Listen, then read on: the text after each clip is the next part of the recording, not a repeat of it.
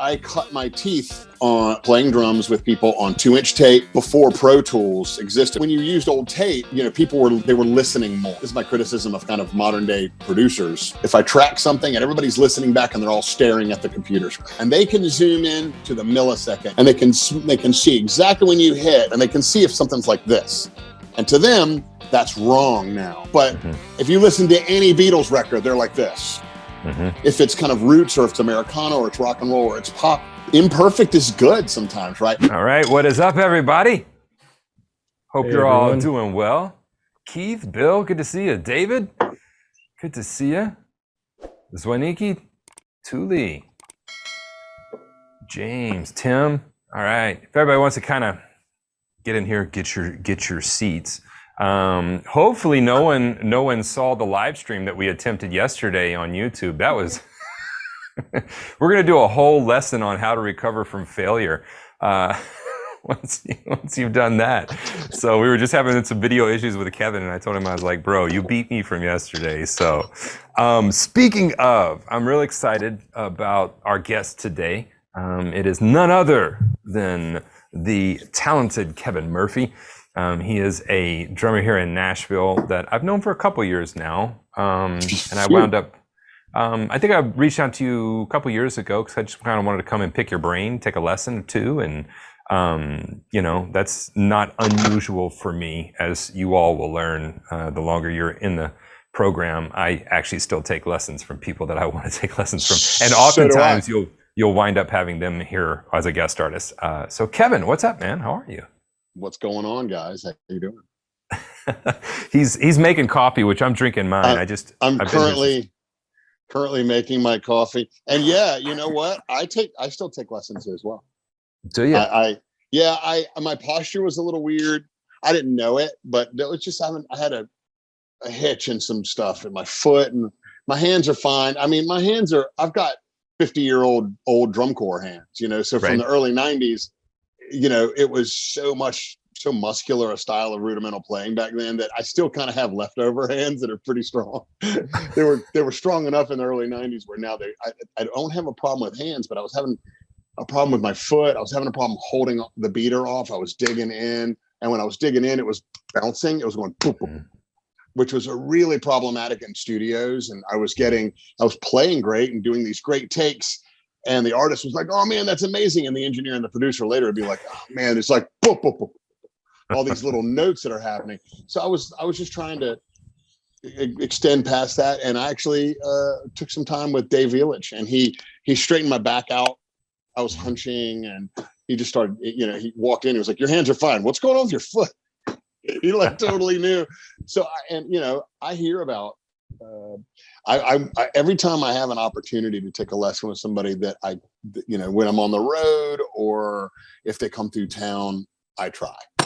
I don't think you should ever stop doing that. You know, Dave is somebody that I don't know Dave, but from what people have told me about his teaching, it's a lot of similarities to some of the things that I teach.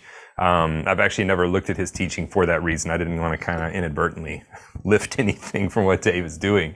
But I hear the stuff he teaches is great. Yeah, the last lessons I took, we had Klaus Hessler on not too long ago. I had taken a couple lessons from Klaus to review some of how I was teaching, what I was teaching, make sure I was teaching traditional, you know, historically doing it correctly. And then I actually booked a lesson with Dave King when he was off the road, drummer for the Bad Plus, when he was off the road when COVID shut everything down. So yeah, that was a great one too. So Kevin, I'd like a Dave King. Oh man, I'd like to do one of those. He blew my mind open, man. He just his vocabulary doesn't seem to have an end. Like every time I see him play, it's kind of like a Juliana, where there's a lot of drummers, even Buddy Rich, where you watch him and you're like, oh, I see the 40 things he is pulling from. He is rudimentally rooted in these things, so it's easier to kind of pick out. But sometimes you look at some guys, and Dave's one of those guys. We're just like, I think he's actually winging it. I don't think he's just like, you know, you know, a lot of times now, especially like the really fast drummers that are kind of competitive drumming guys that are internet famous, those guys are, you know, they're linking patterns together, right? They're linking paradiddle-diddles and a 2 feet and it's just a string of patterns. When you watch the guys like Juliana and Dave King, guys like that, you're just like, oh, I think he's actually winging it. I think he's actually improv. That's somebody said that about a transcriptionist I know said that about Jojo Mayer, and he said, I've never transcribed anybody like Jojo. He said there's not repetition in his vocabulary. He said if there is, I can't find much of it. Kind of the same thing you said. He said you can kind of start to understand players and what they do. He said, but with a guy like Jojo, it's different on every song. You know, there's no so much depth. Yeah, so much depth. If you don't know Kevin, or you've never heard his playing, you can, he's played with Tonic. You were with Randy Hauser for quite a while now. And then I think whenever we got together, you were in between artists, and now you're with Jon Pardi. Is that correct? I am, yep. How's that going? Good. You know, my whole career kind of has been jumping and being hired away from people. So when people are like, man, how do you do that? I always go, well, first off, you have to decide what you want to be, right? Do you want to be a competitive, speedy, like drummer that is, you know, kind of antagonistically just kind of chopping each other out? Well, then you can just do that at home. That's right. Easy. Do you want to play with people? And it's not easy. You still have to create content. I mean, you're a content builder, so you can speak to it more than me, but like, you know, if you are going to instruct, if you're going to be an internet personality, or if you're going to be one of those hotshots, you can do that without other people. But if you're going to do it with other people and you're going to kind of create music and play with other people, I always just tell them, oh, just start a band and go. Get going. And the better you play, the more people will go, hey, I would like to, oh, Steven, man, I thought you were great tonight. I'm playing tomorrow night. I'd like for you to play drums for me. And then 6 months later, they're like, hey, I'll pay you to quit your band and stay with me. And then a year later, somebody else sees you playing with me and they're like, oh man, I like your drummer, and they just steal you. And I was done with Jimmy's Chicken Shack and with Tonic, and I've done like, you know, and then you get to the point where we do what we all do in Nashville, which is we all know each other, we all play around. And when somebody says, oh, you know, like my buddies, or somebody's drummers, somebody in their family passes away, or they have an emergency at home or whatever, one of us, and it could really be kind of any of us, one of us always gets called, you know? Yeah. And you go hop on a plane and you go learn 20 songs in 5 hours and you go do a show. So eventually you just kind of do it, you know what I mean? But yeah, you know, my son and I he's playing drums. He's 14. And we were having this discussion the other day because the Foo Fighters is his favorite band. And so Taylor Hawkins passing away was like, it's been a big deal. And he was saying, you know, well, are you going to go out for the audition, Dad? And I said, no, that's not how this works, buddy. No. I was like, this is not. I said, they're both drummers. They know all the drummers. I said, they're going to start making phone calls, you know? Well, yeah. And I've had people kind of mention the same thing to me. And I've had drummers be like, oh boy, do you know anybody? I'd really love to. And it's kind of gross at first. It's not gross for a 14-year-old because they think like that. Yeah. And for a 14-year-old, they just lost their Bonham. Mm-hmm. You know, that is the equivalent of somebody that's 50 being 10 years old and finding out that, you know, this drummer he is listening on the radio died. Or, you know, if that generation's Neil Peart is like a Portnoy, well, the next generation's Bonham was Taylor. Mm-hmm. And he maybe inspired more people to play drums than maybe just as many people as Neil or as John. You can't understate the effect that Taylor had on people. And I only met him briefly a couple of times. I can't claim him as a friend, but by all accounts, he was a total sweetheart. He was really present when he met people, and he had a big effect on people. So, but what was interesting is that when people are kind of older, people are like, "Hey, I think I want that gig," and hey, that's just ridiculous.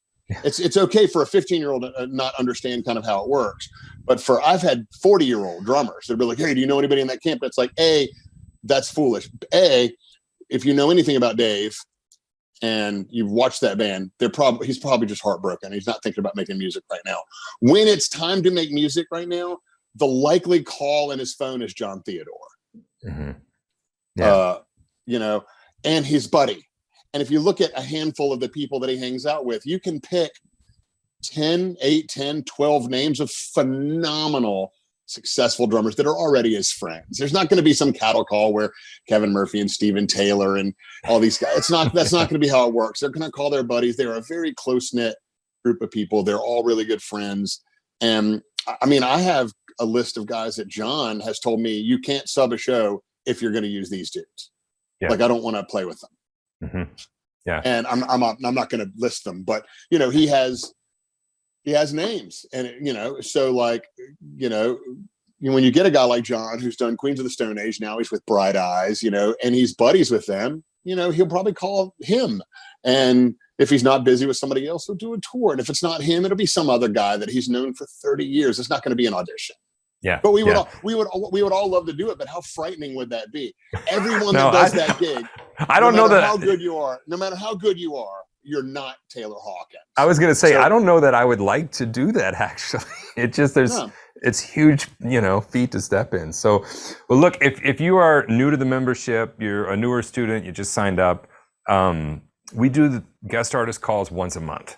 And they are strictly, I try to plan things for, if I was 14 years old, what would my 14-year-old self freak out about? And my 14-year-old self would freak out about being able to talk to the drummers that I loved and listened to. So that is what we try to do. And we try to bring on a lot of the players you probably have not heard of because they're actually busy doing the work instead of becoming a household name. They're busy just kind of putting in the years and years and years of work without the thanks. So Kevin is one of those guys. And so if you have questions, that is what this is for. You can just raise your hand. You can put it in the chat if you don't want to talk. That's fine too. You don't have to. We can still answer your question. But you've raised a couple of good talking points, Kevin, if you don't mind, you know, me just kind of taking off on a couple of things. So two of the biggest questions we get are about the bass drum you were talking about earlier. I'm noticing that I'm getting some extra notes on the kick drum. Is it bad to bury the beat, or is it kind of that discussion? And the second one is, when should I start playing with other people? And I can give you my answer to that second one, and that is like right now. But oftentimes when they start on the instrument, they think there's some kind of a waiting period. I'm put into this hallway that I'm not allowed to play with other people until I reach this. And I tell them, no, literally, if you have a friend, please get them over this weekend. It doesn't matter. Once you know one beat, get in a room with another musician, because this is a communal thing. So let's start with the bass drum, and then maybe we can go there. When you were working on that bass drum, and that's the answer I give people is, it's not a big deal if you're playing by yourself. It's a big deal if you have a bass drum that's tuned really open and you're going to get a boom instead of more of a boom. It's a big deal with that open bass drum tuning. It's also a big deal in the studio because you can hear those flutter notes. And it's a big deal in a bigger venue because it mutes the drum. So instead of getting a boom, you get a more of a boom.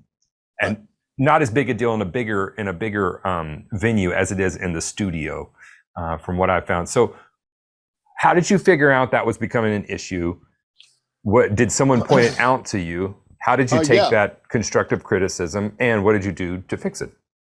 Well, to me, I hadn't really paid attention to it because I had done sessions over the years, but I came from a glorious time, and this isn't just an old guy complaining about these kids today and technology, but I cut my teeth on, you know, playing drums with people on 2-inch tape and the early days of like ADATs and stuff.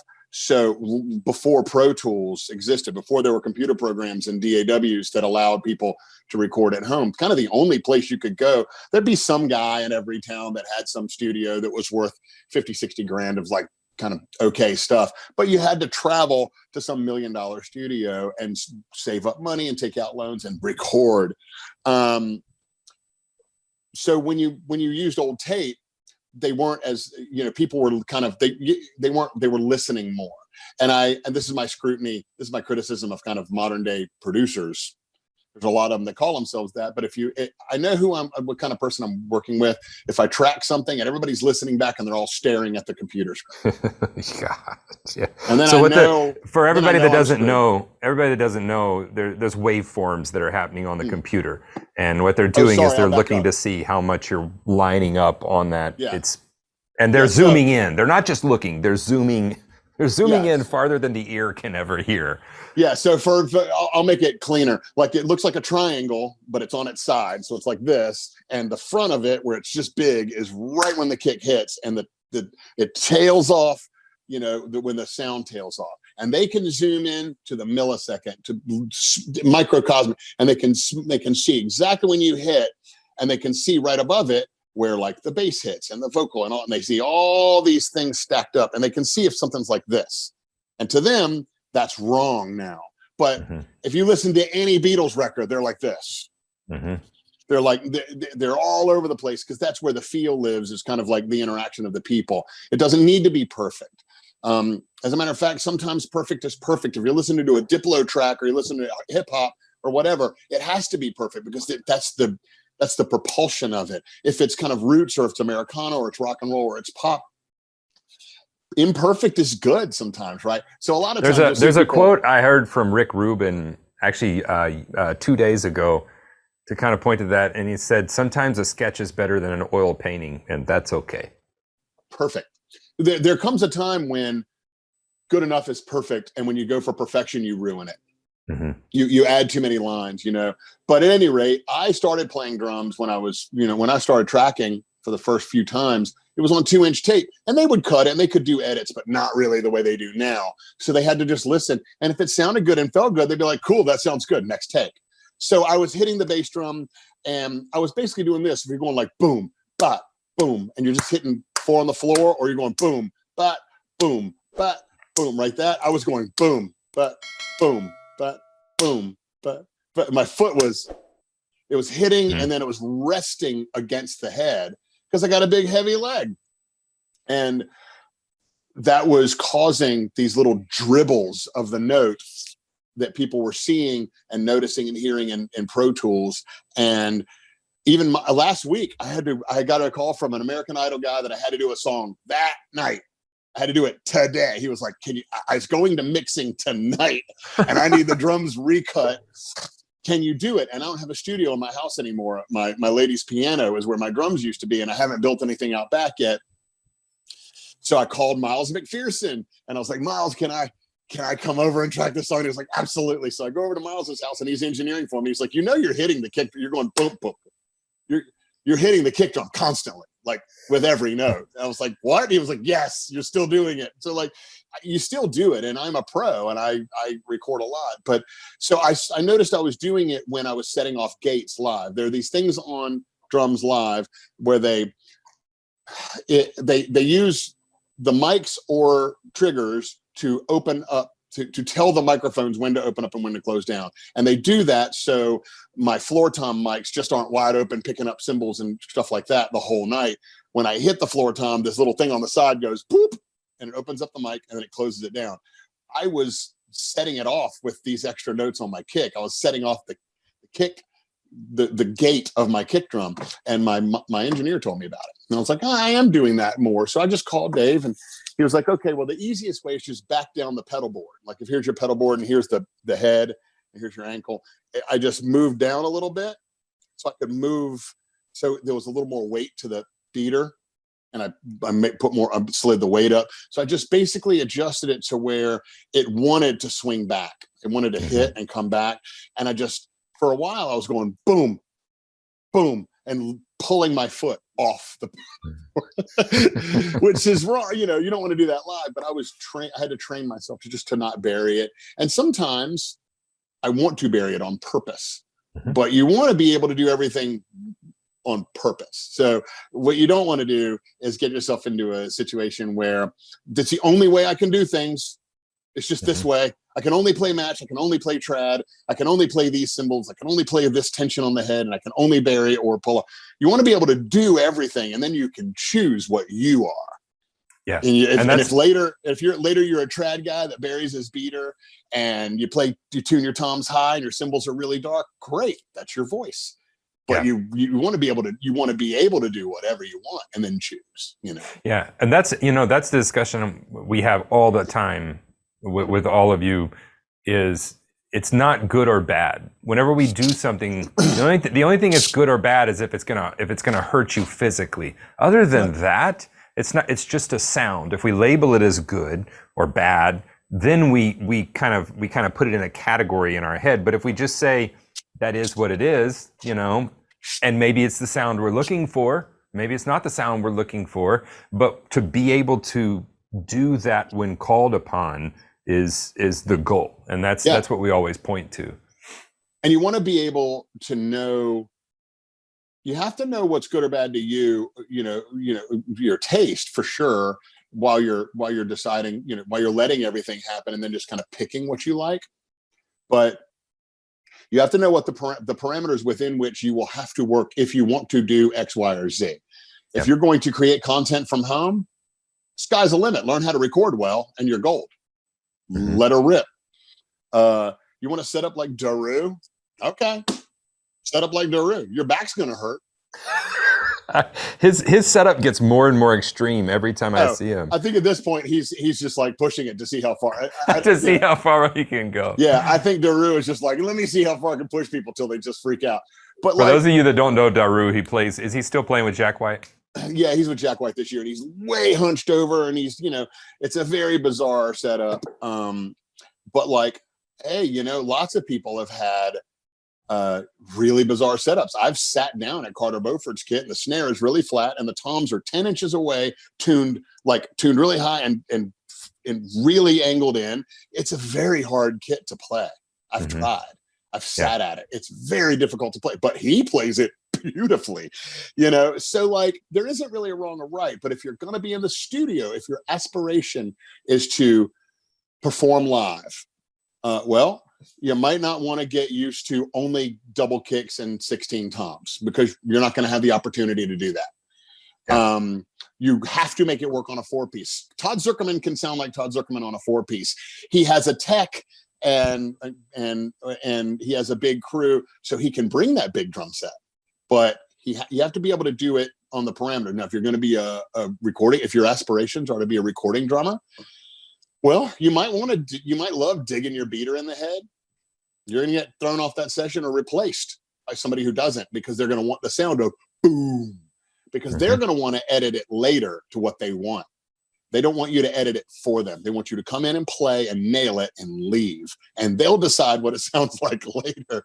And if you're not okay with that, then you're probably not going to be a session guy, or session player. So and here's, I've said this before and I'll leave it at this. When people are like, oh, that's right or wrong. And a lot of people are in a world of the I call it the Eric Moore world or the Mike Mitchell world, where all these guys are super good, super fast. They can throw all these patterns together, like the Bruners and stuff. I see people on threads kind of slamming other drummers because that's a competitive kind of, that is the competitive aspect of drumming now, the speed and the patterns. And I've seen people on those kind of shredding other drummers that play simpler.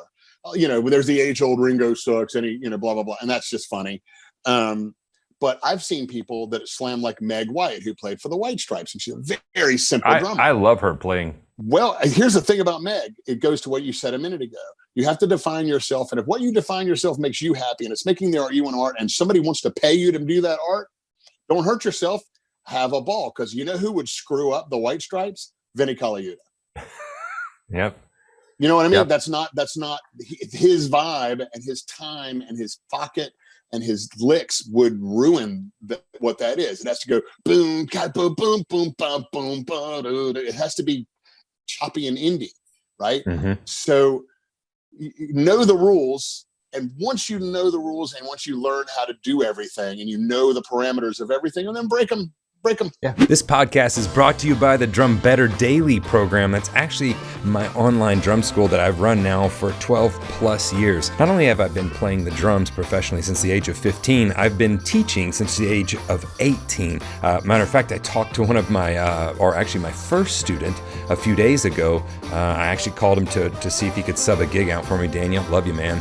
And he's still playing. He's still doing it on a pro level. I would love to have you go check it out at stevensdrumshed.com. You can find a link to that in the show notes or video description, whichever platform you're watching it on. But it truly is a community of like-minded drummers where we are striving to just be the best that we can be at the drums. In addition to over 70 pre-recorded drum courses, there's also a tech talk area where we talk about everything technology related as it pertains to the drums, e-kits, recording, doing videos, all of that stuff. There are forums where you can hang out with the other students as well. We do 2 live video student calls every week that you can join if you'd like to. We do guest artist calls monthly, and I'll even make you a personalized lesson plan if that's what you need. Yes, we talk about the nuts and bolts of drumming. Yes, I give you exercises, but we also talk a lot about how to practice more efficiently, how to practice better, and how to get more out of your practice time. I know you're just like me. You're busy, you're being pulled by work,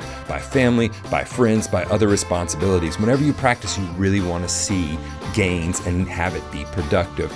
That is what we focus on in the Drum Better Daily program. I'll have to say personally, it's been really cool because some of these students I've worked with for over 12 years, we started running drum camps last year in 2022, and I got to meet some of them in person for the first time. Those drum camps have been selling out. They've been just blowing my mind with how much fun they are and how great a time it is to bring the community together in person. A community that was started online and has been going online strong now for over 12 years. I'd love to have you be a part of it. And you know, I think it's okay. I talk a lot with a lot of you about this. It's okay to have a reason why you're playing the drums and to know that reason and to have those goals. And it's okay to ignore what everyone else is doing and work just towards those. If that's your reason for playing the drums, I spoke with somebody on a call a couple weeks ago, and their reason for playing the drums, they were looking for some direction in what they were working on. I said, well, what's the goal? What's the reason? Well, I have a country band and I want to play out. We want to play bars around here. And I said, okay, that's, you know, but should I be working on this more independent stuff? Should I be I said, well, let's first get the country stuff down. I said, because that's your reason. That's your lane. I said, and after you get that down, then let's move over to some of this stuff. But let's make sure you can do this really, really well, because that's what's making you tick right now. Yeah. This kind of segues. Go ahead. I'll do Chester and Chafee books and stuff like that, but on the side just to keep my brain going. But I don't use any of that. No. And if you're going to play it, and if somebody's like, "Oh, I want to be a pop or country," which I guess all falls under pop at this point. I want to be a touring pop drummer. If a young person asked me that and said, "What do I need to know first?" I'd be like, "You need to take an Ableton course." Yep. Because you are absolutely going to be dealing with Ableton. Yep. Period.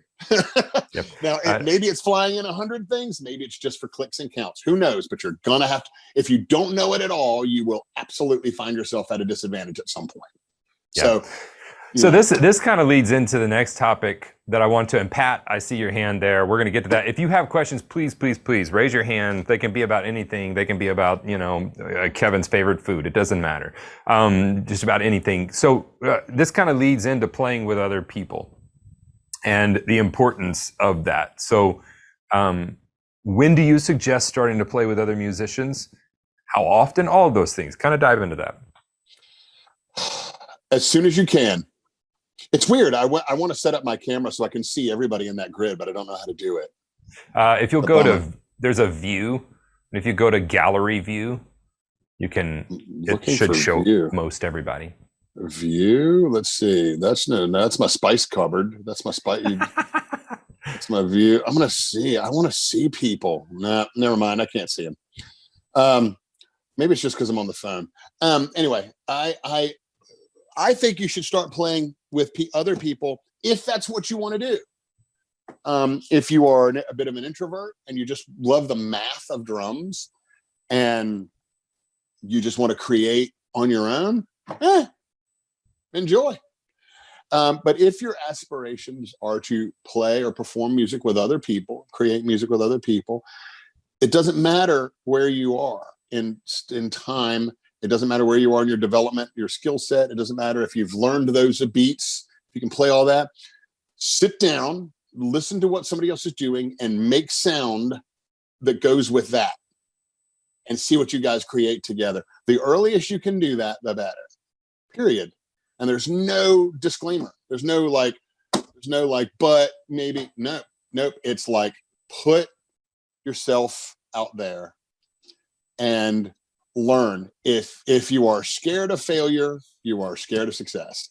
Like, you got to just go fall on your face for a while and try it out. And that's how you develop your voice. That's how you define what you love. That's how you define what you don't love. That's how you define your own voice. That's how you do everything. It's just doing it. Yep. All right. So Pat, you got a question. What you got going on? How's the weather down there in Mississippi, man? It's good today, but it may be different tomorrow, but it's been pretty good. Most of this bad stuff has been going south of us. So fortunately I live way up north in Mississippi. So it's not bad. Not bad up there. What question you got, man? Well, we've kind of passed it. I need to go back to where you were talking about, different drummers and styles and so forth.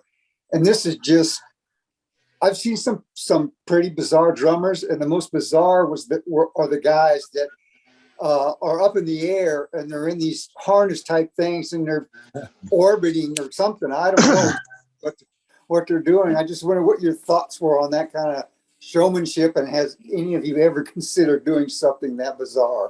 So let's Kevin, let's talk about that. I was watching an Eric Imprada, I think that's how you say his name, video the other day. And so let's talk about, let's talk about showmanship as it relates to drumming. Because a lot of people think that whenever you get live, it's still all just about the drumming. And when you get on such a big stage, you have to become something bigger than you formerly were, because you are now putting on a show. And so could you speak a little to that showmanship? Yeah, it depends on who you're playing with. It depends on the music you're playing, the artist you're playing with. I have sat in Tommy Lee's cage, not the roller coaster, but the one that did the flippies. It's really bizarre. It's basically just a driving seat, a Recaro driving seat with a 5-point harness, like you're in a race car, basically. And that was just I imagine the mechanics of playing upside down were probably weird. I've never tried that. But that was all for show. Obviously, he did a roller coaster one year. It was just, it's a showman thing. I think that is just an extension of spinning your sticks or sticking your tongue out or whatever. So it depends on who you're with, and it depends on your personality. I'm not really, I don't really gesticulate when I play. Our buddy Rich is like, he's telling a story. He's playing to the back of the room. If you're playing for John Mayer, he's not going to care. He'd probably care more if you made yourself too loud back there. He just it's all about kind of playing music. If you're playing for Oz Noy or Wayne Krantz, or you get the gig out of you steal Carlock's gig and you're playing for Steely Dan or whatever, like, no one's going to care. They're not going to ask you to be like, hey, can you show it up more? If you're playing for Dua Lipa, I don't know who's playing for her or what he or she needs to do every night, but she might want something more visual. If you're playing for Pink, you dress a certain way. There's some people that tell you how to dress, and some people that tell you they want more visual or less visual. I've kind of avoided all of that by just my lane has always been with artists that kind of just, they cared more about what the songs were doing. And that goes for kind of everybody. Tonic, Hauser, John, John's basically like a Dwight Yoakam, where he just calls stuff out and you just got to chase him. And he doesn't care if you're spinning your stick. He cares if you nail it.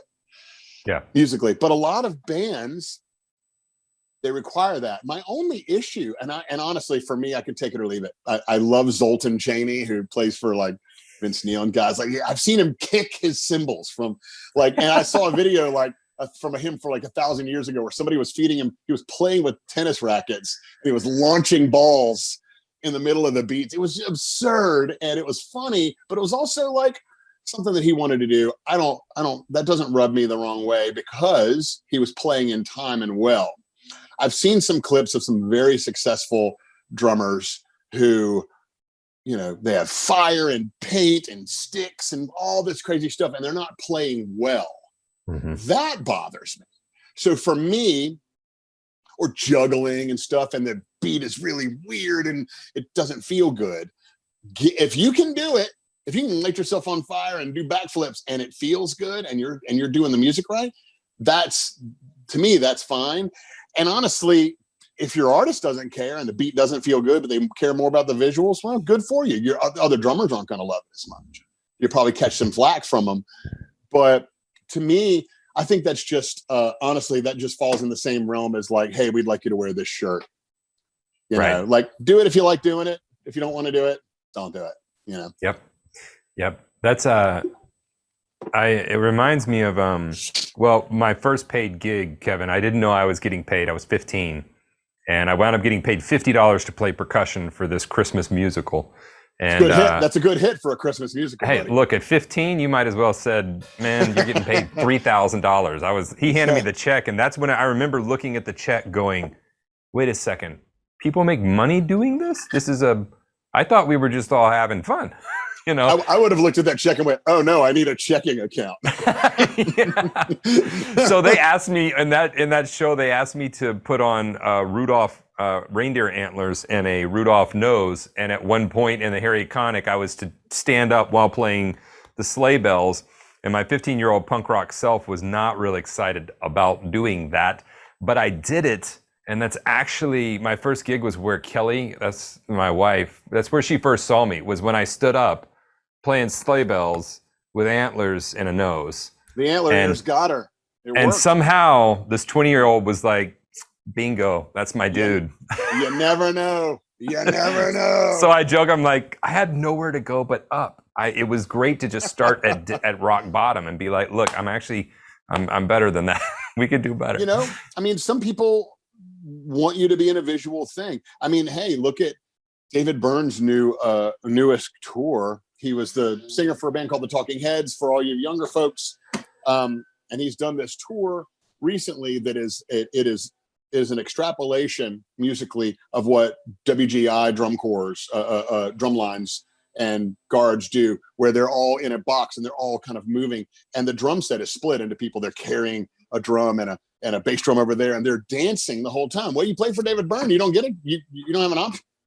If you want that gig, it's an athletic gig. You're wearing a drum, you're dancing, you're moving, you're singing, you're gesticulating, because that's part of the gig.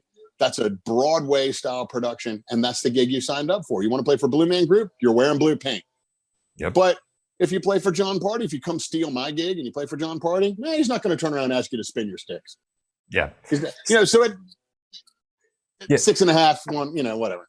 Yeah, you mentioned something earlier that I actually had to deal with in my own playing. And so I came up, once I got to college, John Wooten was my professor. So I came up with a heavy rudimental background. Yeah. I was a kit player before then. And I went to school with a lot of guys that I joked that they majored in practice pad, because that's all they were always on the practice pad. And but I had to deal with that later, because you had talked briefly about having a more muscular style whenever you're playing more of that drum corps type of a thing.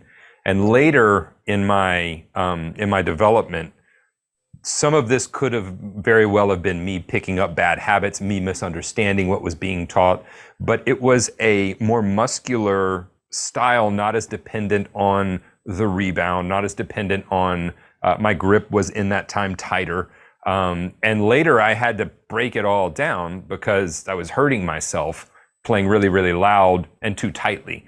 You had talked about having a more muscular style whenever you were in the drum line. What was that transition like for? Well, when I marched DCI, it was the actual year. Like, I was there when plastic heads switched to Kevlar. Mm-hmm. 90 was when it just went, and suddenly drum heads that could get to a certain pitch could suddenly get to an octave and a half above that pitch, and we're at 3,000 pounds per square inch, and it felt like you were playing on granite.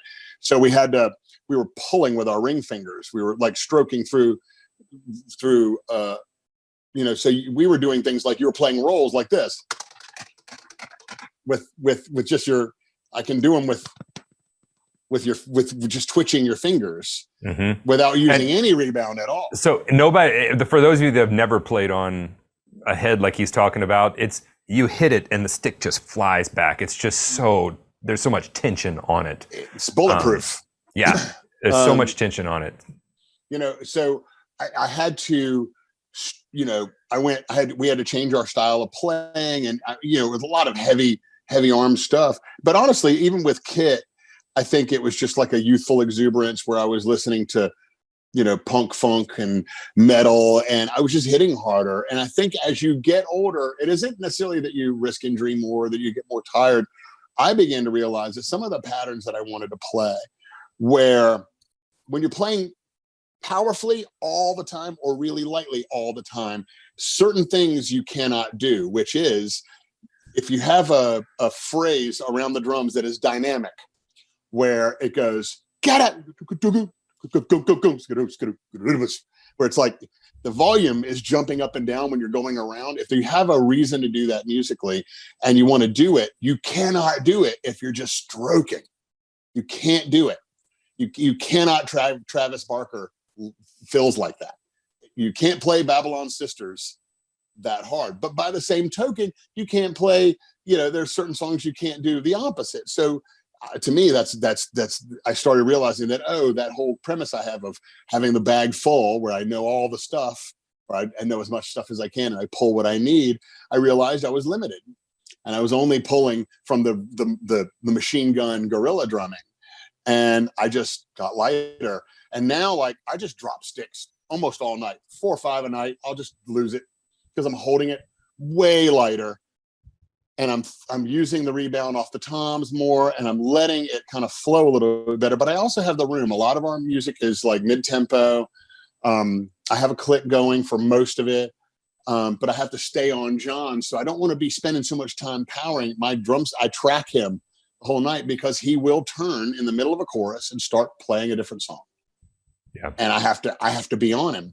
So like, I just wanted my focus to be not on like my body. I wanted it to just feel comfortable, and I wanted to just be able to track him, and be able to get to any dynamic that I might need.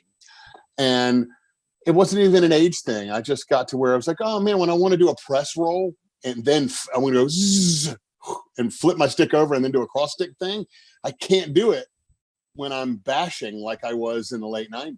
I just can't.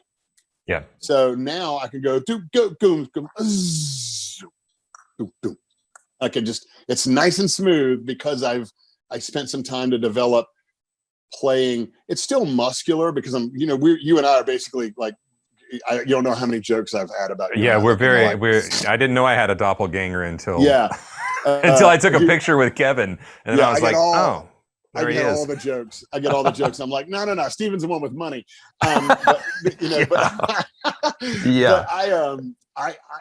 We're still big dudes. You're a little bit taller than me, but like we're still big guys. So almost no way to not be muscular when you go for stuff. But it really helps to just kind of be able to play dynamically. So if you are a kid like Tosh, who plays like he's the new version of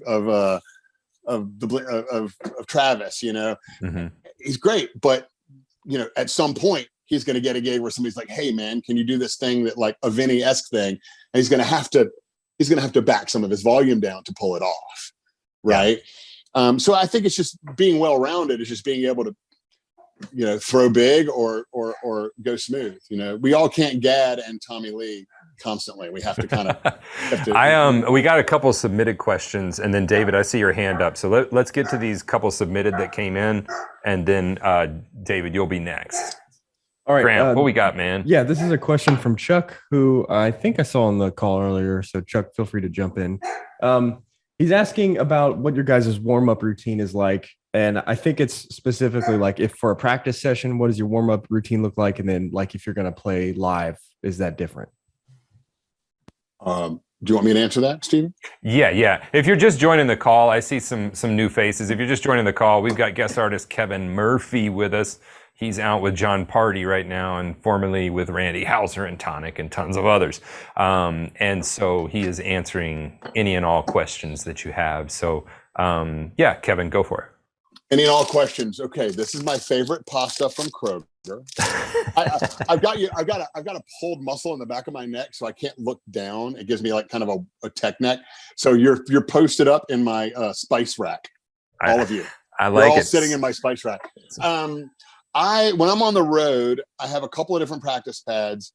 My friend Russ, who plays drums for Craig Morgan, actually found some of that rubber that the old reel feels were made out of, and he made like 20 pads. So I have a new pad. Where did he find that rubber? I have no clue, because everybody's been looking for it for 30 years, but he found some.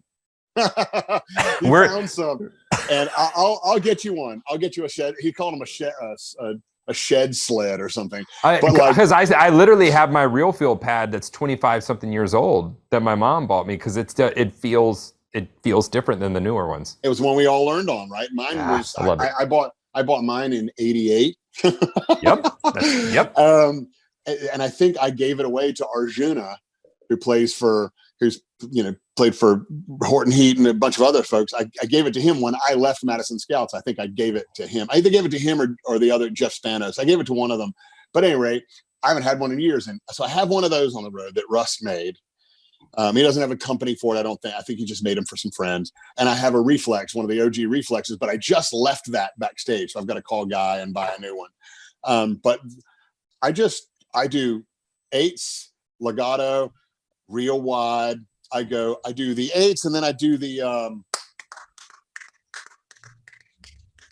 the dotted 8/16 bouncy guys.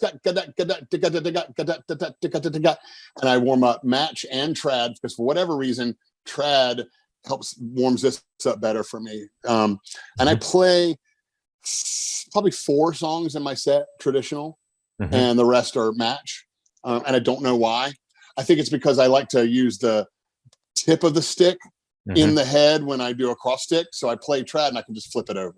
I think it's that, for whatever reason, I do that. I do a pattern of rolls. I have a couple of warm-ups left over from my old drum corps days that I kind of ran through. But really, this year on the summer tour, I'm actually going to have a whole other kit. And I don't know what I'm going to do on a practice kit. That's going to be fun. On practice days, which aren't that many, to be honest, I'm either working or I'm home and working on the house. But I don't warm up for the practice days. The practice, I just ease in, Okay. But when I do warm up, I always do it with some sort of click. Yeah. It makes sense. It makes sense that the traditional warms up more of that area of the.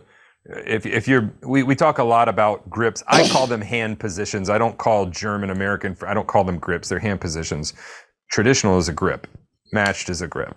These are hand positions. So when you're in this hand position, for everybody that's looking, this is called French, and this is the most limiting that our wrist can have. Then you have German, and this is much more, we can move our wrist a lot more in German, right? But actually, the most rotation you can get out of your arm is in traditional grip. It's this rotation. That's the most rotation you can get. So when you're rotating and warming up in traditional, it makes sense that would warm up a bigger muscle group, because it's a bigger movement. I like it. I've never thought about that. I have also, people don't like hearing this because they're just like, oh man, I don't want to do that. They want to hear stuff they want to do typically. People are like, hey, what are you doing? I'm like, oh, I play hot for teacher. And then, like they want to do fun stuff, right? I have started doing, and it's hard sometimes. Sometimes I do it in the front lounge of the bus. Sometimes I'll find a little room. You got it. I do yoga. Yep. Down dog helps. It hurts my wrist, but it helps. I work on it. I'm working to, even at my age, you still have to progress, and I'm working on my flexibility and my strength all the time. So I think that it's really important to, and this is another Dave Illich thing that I'm learning now because of this pulled muscle. I had to play 2 shows. Thankfully I have this week off, so I'll be at home. But next week I have 2 shows. I've got to heal this by then. You have to treat your body. If you're going to play drums, it's the most physical instrument on planet Earth. It's a lot more physical than playing tuba, you know. And yeah, you might go, oh, guitar players, well, you know, Eddie Van Halen blew his knees out running across stage. Well, he chose to run across stage. You can stand there and play guitar.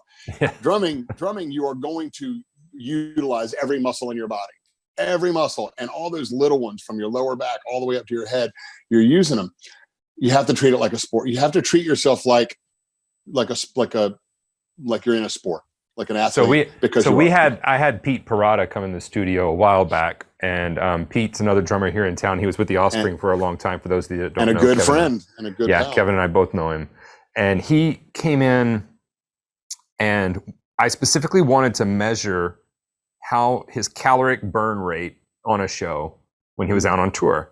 So we did BMI, we did all of this stuff, and what we found was that his heart rate, the peaks and spikes in his heart rate, as well as the caloric burn, we based that off of BPMs. We calculated how fast they were, how long the show was, all of that. His caloric burn was that of an Olympic soccer player. And later, a few years later, there's actually a doctor that started measuring this in drums, and her findings came right in line with what we had found, the caloric burn rate. And he would say he would come back 5 to 10 pounds lighter from every tour. It didn't matter how much beer he drank, how much junk he ate. He was coming back lighter, and his wife was always on him, but he couldn't keep it on. And the thing is Olympic soccer players, maybe they'll play a match a week. Whereas touring drummers, it's like 5-7 days a week. You're out. You know, if you're out on tour, you're hitting it. So it's a very physical, physical instrument. Yeah, and you have to mind your muscles. You know, you can't. I will tell you this, and I am at a constant. I am constantly at a stage 2 kidney failure because of the amount of ibuprofen that I've taken over the years. No, it's a fact. I can't drink alcohol anymore. I can never take ibuprofen again. I can't eat animal proteins because I damaged my kidneys with just bottle after bottle of ibuprofen because I was always in pain. Mm-hmm. And I was in pain from different things. I had a car accident, I had high blood pressure, I had my headaches, I had my thing, I hurt my hand, and I was in one of those bands that were touring up and down the East Coast in the late 90s, and I was doing 250 shows a year. Yeah. And I was eating, 10, 12 Advil a day. And now I'm 50 and my kidneys are like, man, no, we're going to kill you if you keep doing it. So my advice to anyone is just you treat yourself like an athlete. You eat, be conscious of what you're putting in your body. And if you're feeling pain, you have to visualize it as kind of a good thing. If you feel it, it's telling you something. Mm-hmm. And if you've injured something, figure out how to not injure it further, and a lot of us will just power through stuff. So for me, for warm-ups, it's really just based all on that. Going back to that guy's question, I just do really loose stuff. And sometimes I'll get into some patterns, some flammy patterns, so I can figure out if my limbs are working with each other in time. Because a lot of players will play and they're playing notes and they're playing drums and they're doing okay. And they're posting their videos and they're like, "Isn't this great?" And you listen to it, and their body is in time with itself. Their foot and their hand, they're not in time with each other, their limbs. So it's hard to always nail it. You might be having a fight with somebody at home. You may have your tummy may be upset from the road. You may be stressed about your mortgage. Who knows? But your limbs may not be right. So the warm up to me is just, it's kind of getting loose, but most of it is just to make sure all my limbs are working together, and yoga helps with that as well. For sure. So we've got one more submitted question. Then David, I see your hand. If you're just joining, please raise your hand. If you want to talk to Kevin, if you got a question, he will answer any of it. Grant, you said we have one more submitted question? Yeah, this is from Pat. His question is, what is considered proper tension on drum heads, and what kind of response do you like back from the drum heads when you hit them? There isn't a proper tension in my opinion. I think the best place to start is medium tension. So you get the tone out of the drum from the bottom head, and the top head is kind of what you want to feel, right? So for me, my bottom head is always about a fourth higher than my batter head, and that's with everything. Like my toms are tuned. If you go to my kit right now and you hit the bottom floor tom, and then you tap the resonant head of that floor tom, the resonant head is a fourth up from the batter head, and that resonant head is the same note as the next drum up's batter head, and then that resonant head is a fourth up, and then that is the same note as the next drum up, and then that is so it's fourths between everything, fourths between drums and fourths between heads. Anyway, that was the fast version. Tension wise, I think for snare, I obviously I want more rebound out of my snare than I go for toms, so my tension it kind of vacillates a little bit, but I have adjusted it down to fit with the mix. And a lot of people don't do this, but I do. I have conversations with my lighting director constantly about what he wants me to do at certain places, or what he likes that I'm doing. And hey, well, that fill you did tonight in this one spot, will you always do that fill so I can program the lights to do them with you and stuff like that? I do the same thing with my front of house engineer who will come to me and go, hey, I've got a bass, an organ, a piano, 3 guitars, a fiddle, a steel guitar, and 4 vocals that I have to fit into this mix. And your snare is hitting 4 of them. Can you get below them? Can you tune it down a little bit? So a lot of it, I'm just working with the team. But if I have my druthers, it isn't as high as a Buddy Rich, and it isn't as low as, I don't know. I can't think of somebody that's really low. It's kind of a medium tension. And I think that, I don't really tap shells to get tones. I can't hear that stuff. But I think just a nice medium tension is a great starting point. And then you just go with what you feel like you need. And if you're playing like a bop thing, you're going to crank it. And if you're playing or Vinny, or if you're playing like a Sting gig or whatever, and if you're playing for kind of a clutch or somebody sludgier, you're going to tune it down. Yeah, I'm glad to hear somebody else admit that they don't hear that stuff, because I was talking to somebody the other day. It's a guitarist I'm working on a project with, and I just told him, I said, when we're getting mixes back, I'm listening for the energy. I'm listening for where the song is going. I'm listening for does it feel like it's losing energy there? I'm listening for, are the parts correct where they are? I said, all this, EQ that you keep spitting at me, I said, it's really good that you're doing that, because I'm not hearing it. When they fix it, I hear it and it sounds better, and I appreciate you doing it. But if it's up to me, I'm not hearing those, not the finer nuanced things. It's just not what my ear goes to first. I didn't hear that stuff before I found out I had many ears disease and my ear was shot. I didn't hear that stuff when I thought my ears were fine, and people were like, oh, just thump the note is a C, tune it to a C and it'll resonate more. I've never seen them resonate more or less. It's never seemed to be a big deal to me.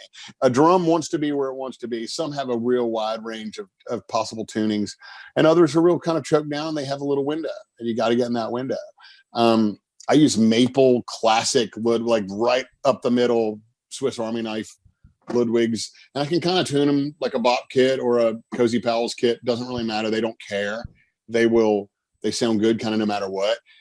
I don't hear the shell stuff, so I just tune it to feel on the batter head, get that in tune with itself, and then I tune the top, the resonant head. Typically it's a fourth above that. Yeah. So David, you're next. And let's see here. Yeah, what you got, David? Hi, Stephen. Hi, Kevin. Hey, man. Question really to both of you. Just listening to you're talking about warming up for gigs. And I've got a gig, not tomorrow, but next week. And it doesn't look like we're going to get a rehearsal in. So I've been learning the songs on the headset, etc. And I was just wondering what rehearsal looks like to you guys at the level that you're playing at and the gigs you play. Is it a big thing, or are you just work from music, work from notes? How does that work for you? I'll answer real quick, and then you can, Kevin, since you asked us both. Rehearsal looks like, for me, if we get it, that's great, and I love having it. Rehearsal does not look like we all come in there and try to learn the song together. Rehearsal is we come in knowing the song, and then we spend rehearsal figuring out those sections and those issues that we may be having. But what rehearsal is not, when you get together with a band, it is not for the guitarist to learn his part while you're trying to rehearse. The rehearsal is so that you can all get yours together, and you can all come together as a group and get a vibe as a group. So for me, that's what rehearsal is. It is coming prepared with your music, if you're able to, and then you're figuring out where everybody fits within that gumbo that you're trying to make. If we don't get a rehearsal, I do a lot of prep on my own with notes. And everybody you talk to has a different shorthand method for how they write charts or how they take notes. I have a shorthand method for writing charts. I have a lot of, there's actually a lesson in the members area where I go through my symbols that I've made that no one else understands, but I do on a chart. And I also have a shorthand notes format that I can fit like 10 or 15 songs on one page just by making small notes about each one that let me know about form and things. So for me, that's rehearsal. Kevin, what you got, man? For me, there's either none or profound. So my May, for instance, and most of my June, we will be at a place called the Steel Mill in Nashville, which is this massive building. It's the only building in town you can fit a full production rig, and we'll have all of our lights and the fire and the smoke and the lasers and all the blah. And as Stephen said, we will know the music. We will be in. We will hit the deck, warm up, playing a couple of songs, but it will turn into listening to when we're stepping on each other. Hey, Kevin, that triplet fill you're doing, he's singing an eighth note based thing, so it's going. It's pounding into him. Change the fill. That's this guitar part. We're honing it and lining it up for the monitor engineer. He's getting his presets, the lighting director, figuring out when things are going to explode and where people are going to stage their bodies so they can be right for the video, all that stuff. The rest of the time in Nashville, there is no rehearsal. And I make a chart that is basically, when you see numbers on my charts, you'll see the amount of bars. So I'll write in parentheses, I'll scroll out, boom, cack, boom, boom, cack, and I'll write ride. And it'll be in parentheses. And that's just like, hey, this is what you're going to play. And I'll see 4 + 4, which means 4 bar. It's an 8 bar thing, but it's 4 bars. And there's kind of another phrase of 4. And maybe there's a fill there or whatever. But in the amount of time it takes me to listen to a song, I can write a shorthand chart that allows me to play it. That basically, as long as I have whatever the opening fill or beat is, the amount of bars I got to do stuff and the tempo, I can play it if I've never heard it before. And I bet that even though they're different, I bet that I could hand one of my charts to Steven for a party song right now and be like, play it. And he'll look down and go, all right, well, it's 97. We'll start there. And he's playing to bring everybody in. And then he's playing 4 on the floor for 8 bars. In that 8 bars, he can figure out where the song is going to go from there and kind of work his way. So in Nashville, we kind of have all or nothing. We have no rehearsal, and you got to jump in and fire, or you have a month of rehearsal and it's exhausting. a lot of you may not know that large tours like that actually rent out large facilities, like he was saying, so that they can stage their entire show. It's not like they hit the first stadium and they're like, oh, well, let's figure it out, guys. They've spent weeks honing that show in a large place. So and if you and Grant and Steven, if you and Grant want to come up in June when we at the Steel Mill, if you want to pop over and like film it to so people can see how wild it is, come on, just let me know. Okay, we may do that. I'll see about doing that. Hey Grant, how do I make sure I got to get in my car, but I want to stay on here. Should I kill the video and just go to audio, Steven? What do you prefer? Yeah, just kill the video. That's fine. Yeah, I don't want to be unsafe. Yeah, no, you're good. But how do I do that? Stop video. But if I stop video, you'll still be able to hear me, right? We'll still be able to hear you. Yeah. All right. Well, I'm sorry you have to say goodbye to my lovely face, Steven. It's okay. They're seeing mine, so it's pretty much the same thing. It's the same thing. I'll just move my mouth when you're talking, and it'll. Yeah, we'll do a ventriloquist thing. Steven, you got a question, man. So you'll have to unmute yourself. Sorry, man. They won't. Zoom is not a democracy. They will not let us unmute. Sorry about that. Yeah. Can you hear me? Yeah, we got you now. All right. Good connection. Yep, it's great. All right. Okay, cool. All right. I am wondering if I have a win or a half of a win. A few days ago, I finished the beginner module 1, 2, and 3 in the Warrior Way. Finished, meaning, so there were a few things and a few songs like Michael Jackson, that tiny little fill with the grace note, I kind of made a note and I said, I'll get back to that, kind of went through the process and made little notes of little things that frustrated me and I didn't want to stay there too long and get too frustrated, so I would move along to the next course. I'm sure that's not how you design a course. You want, us to stay the course and get it and move forward. So my plan was to now go back and do the beginner module all over again. But aside from doing the courses, I'll practice along to a few other songs and stuff like that and play around the kit. And I realized, oh wait, that sounded really familiar. And I figured out I could do that little Michael Jackson fill with the, so just not even through practicing, that specifically, just through playing around, I got it. And I was able to kind of complete the song. So My question is, sorry for the long-winded stuff, but my question is, I just saw a video of yours probably yesterday or the day before. I don't know if it was a new video or not, but it was about half learning. So I'm questioning, should I go back and get the beginner module down perfectly before I move on? Or should I move on? And so that's a good question, Kevin. I'll take this one, and then we got a couple more questions for you as well. That's a good question, man. Half learning is when we learn something halfway, we can kind of sort of do it, and then we leave it completely. We leave that, and we're going to say, okay, that's good enough. I'm just leaving it, even though in the back of our mind we know I actually can't play that very well. It's not in the pocket. It's not up to speed. That's half learning. Now, there's a part of when we start doing correct repetitions, all of the synapses in our brain that are firing, you have something called myelin that grows around those. And what myelin is it's basically insulation for that high-speed cable. And the more correct repetitions you do, that's the white matter in your brain, the more that myelin grows around there. And that's called learning. So what happened whenever you all of a sudden figured out, oh, wait a second, I can do that now. I figured that out. Your brain has to catch up. Even when we go to bed, they've done studies on the brain, and different parts of the brain light up when you're sleeping. And what your brain is busy doing is going, okay, hold up, guys. Steven wanted us to do this thing today, and we could not do it. We need to figure that out because he's going to ask us again to do it tomorrow.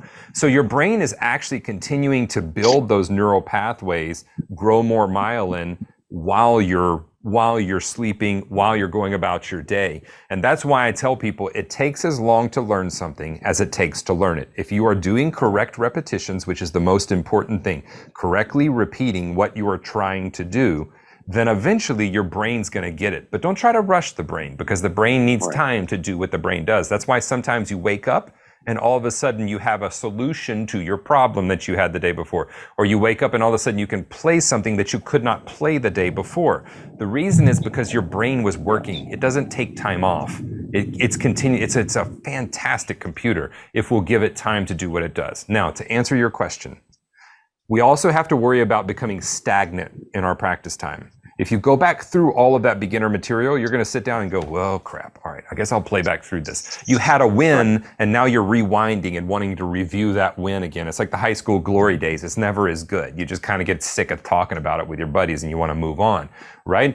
So we don't want to have the high school wins here. We want to move on from that, have new experiences. So what I would suggest you do in your practice time is have a new material practice, where you're actively working and moving forward with new stuff. And then you have an area where those 2 or 3 things that you kept referencing, you're coming back to those and you're actively saying, those are issues, I need to work on them, not leaving them until they're done. If we left them completely, you would have half learned it, but you've already told me you're not going to do that. The answer is not to go back through it all. The answer is to take those couple of things that you're doing incorrectly, continue to pinpoint those and work on them. Because sometimes it's issues we're going to tackle later. Sometimes it's like, okay, the hi-hat foot is not going to fall in line how you're wanting it until we work on that a little bit more. So let's leave that alone for just a second. Let's go on to other things. So does that answer the question? Absolutely, yes. Okay. Yes. Congrats on completing that, by the way. That's a massive thing, man. Thanks. Awesome. Thanks. Okay, so we've got John. We've got a question from you, and then we've also got a submitted question too. If you have a question, please feel free to jump in. John, what you got going on? And then we'll take the submitted. Hey, everybody. Hey, Stephen. And thanks, Kevin, for your time. Much appreciated. Thank you. I have a pretty simple question, but what are you listening to right now? What kind of music are you listening to? What's on your playlist? I like it. Go ahead, Stephen. No, I want to hear what you're listening to.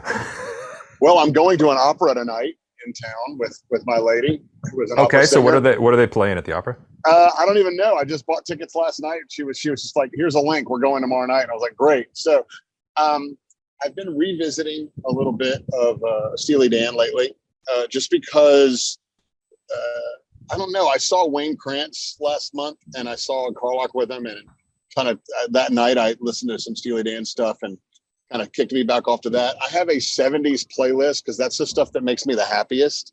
Mm-hmm. I think there's a little nostalgia, and there's also kind of a freedom rhythmically that I really enjoyed.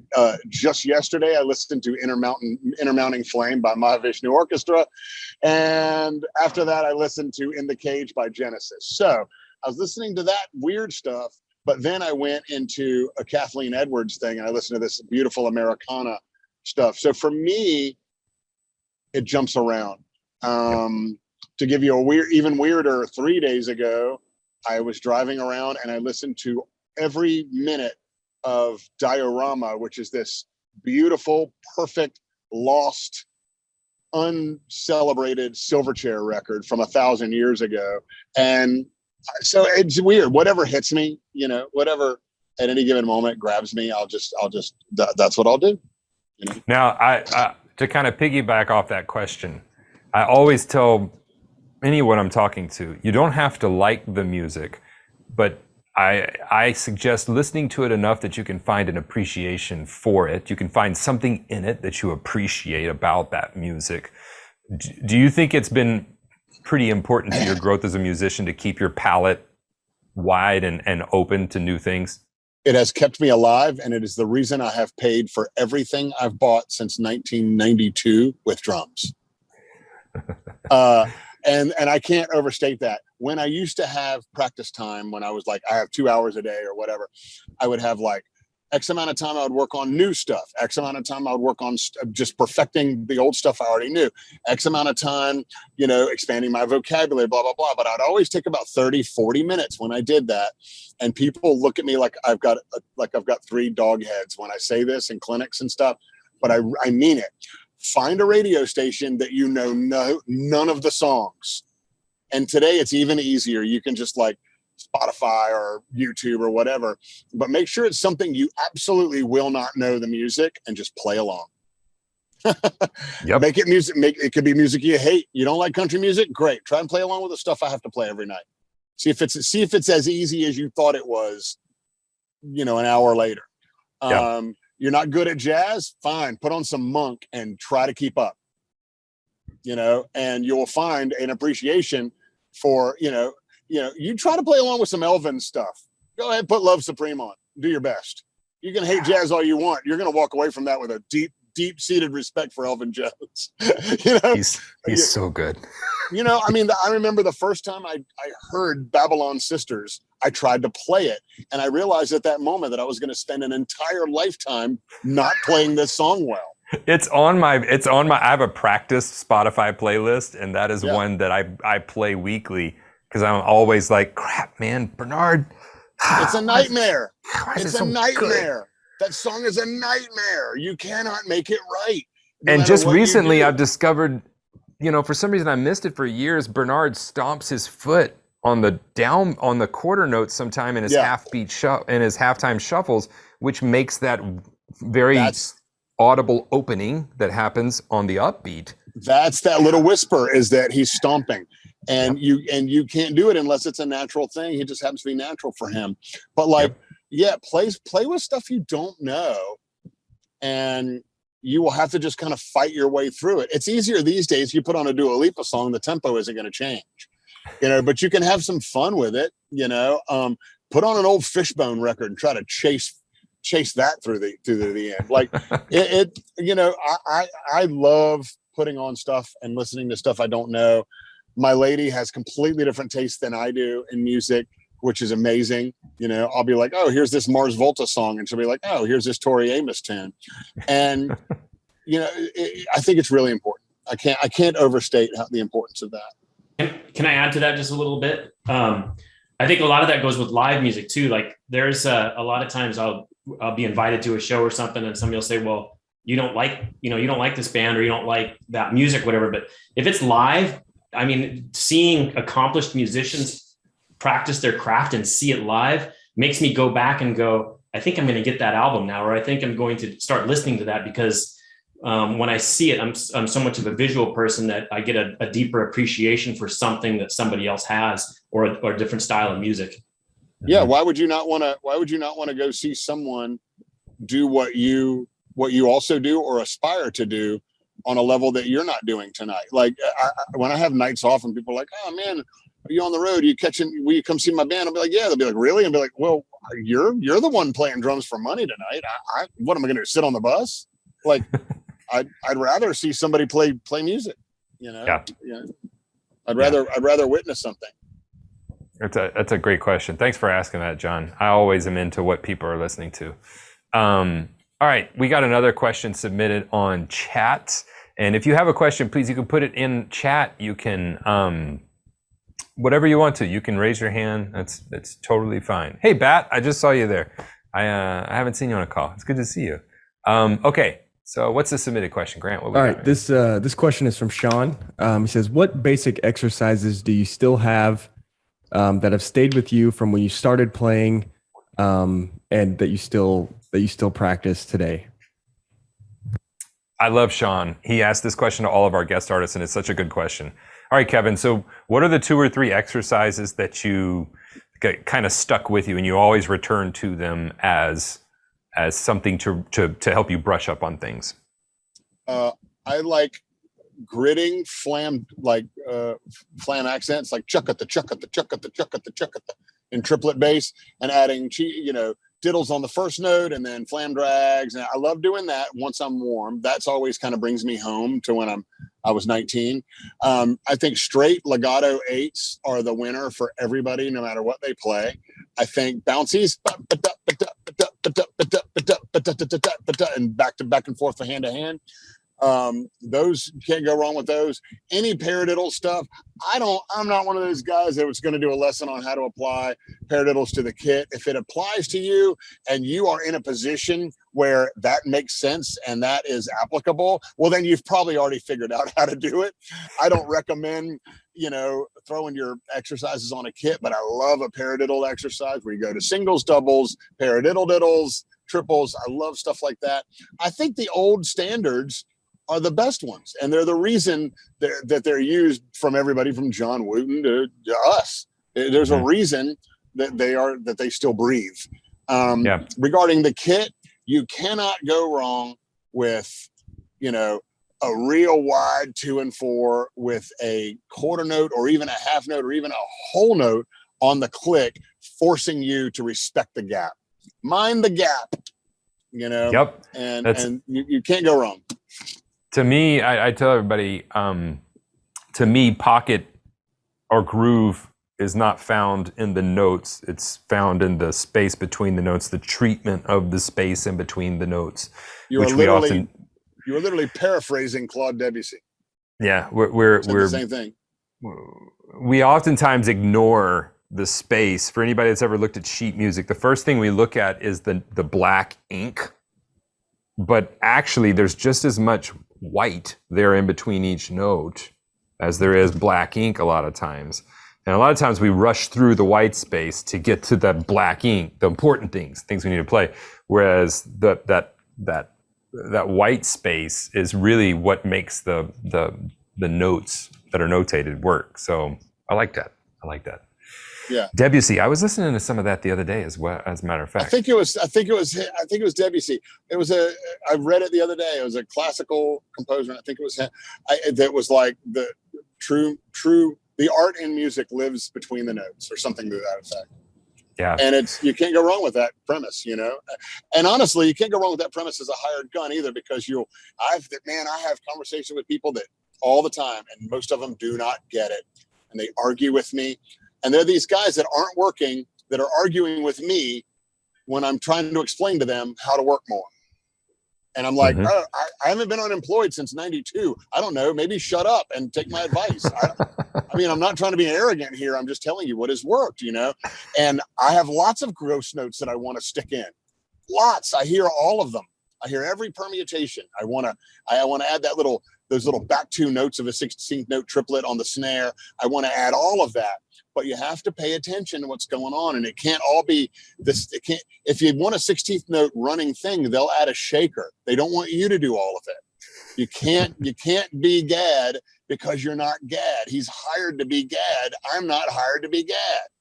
You know, so like you have to be careful with like, you know, all the notes that you want to do. They aren't all applicable. They're almost never always applicable.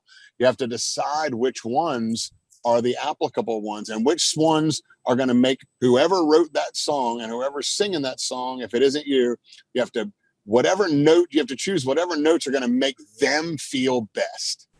And that's how you get called back. Yep. You know? So we gotta, Sean had to go. And so he said to say thank you for that answering his question. Right on. Helen has a good question. She said, really interested to hear you mention playing legato a couple of times, but can you explain what that means on the drums? I understand on other instruments, I play French horn, but I'm just beginning to understand articulation on the drums. Thanks. Yes. And you will have more to add to this. I'm sure you have a lesson at some point in your member section that addresses this. But for me, it's just a grip.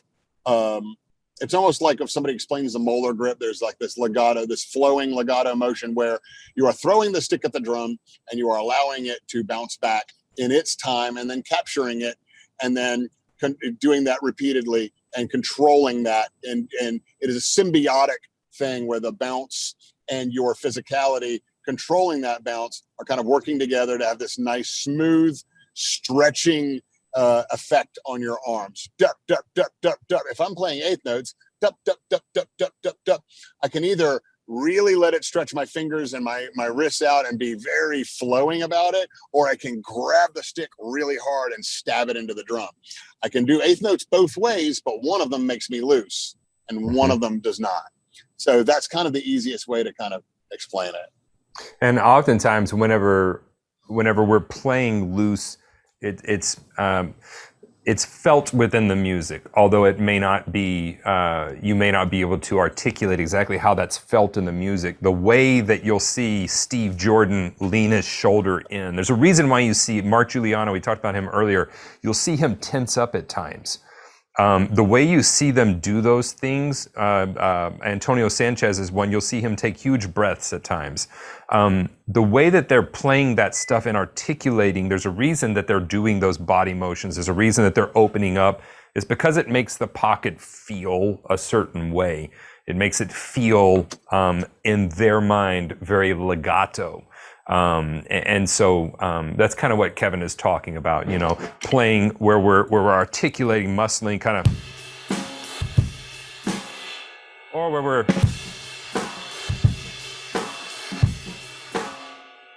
where we're beginning to let that stick breathe some and come out instead of being all up into it, which there's times to do that with both. So legato with drumming can be with how we're approaching the physicality of the instrument, which helps the drums breathe, the cymbals breathe more, but it can also be with, you know, how we're linking notes together, which is harder whenever we have such an attack heavy instrument. Yeah. So for her question, especially being a French horn player, it really is mostly when most drummers refer to legato, they're talking about kind of the physicality of what they're doing to make it sound crisp or flowing, if that makes sense. Yeah. She said great answer. So glad that helped. All right. If we have, Grant, do we have any more submitted questions? That's all the submitted. Okay. Awesome. So we will let Kevin go about his day now. Kevin, thanks so much, man. You know what? I was just picking JoJo up after school, so I was literally just picking her up. Hang on real quick. Oh no. I was just picking JoJo up, and I was about to say, "Hey, I'm on this live broadcast with Steve because with Steven. I was going to explain to her what I'm doing right now, so she didn't ask me. I'm on a live drumming thing. I sent you a text. Say hey to all the drummers, JoJo. Hello, everyone. So there you go. What's up, JoJo?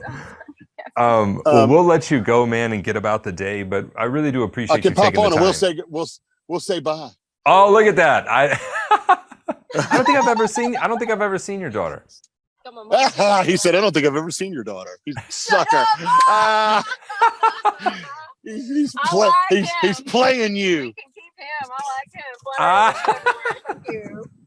Well, hey, thanks for having me, man. Oh yeah, you bet. I appreciate you. And everybody, we will have. When is our next call, Grant? It is Tuesday. It's a Q&A. Awesome. We've got a Q&A Tuesday, and I think we have a Tech Talk next week too, don't we? Correct. Thursday. Yeah, we've got a Tech Talk, so check the calendar. And everybody, thank you for the questions. They were great questions. Kevin, thank you so much for jumping on here and taking time. And I'll talk to you soon, I'm sure. Yeah, man. And hey, you guys, let me know if you want to pop up. I think it's like late June. We're at Steel Mill for like 2 weeks. If you want to come up and film some of the tech stuff for your channel, just let me know. Come on up. Awesome. I appreciate that, Kevin. Yeah, man. You guys be good. Thanks for all the questions, everybody. You bet. We'll talk soon. See you, Steven. See you, Grant. See ya. All right, everybody. We'll see you all on the next call.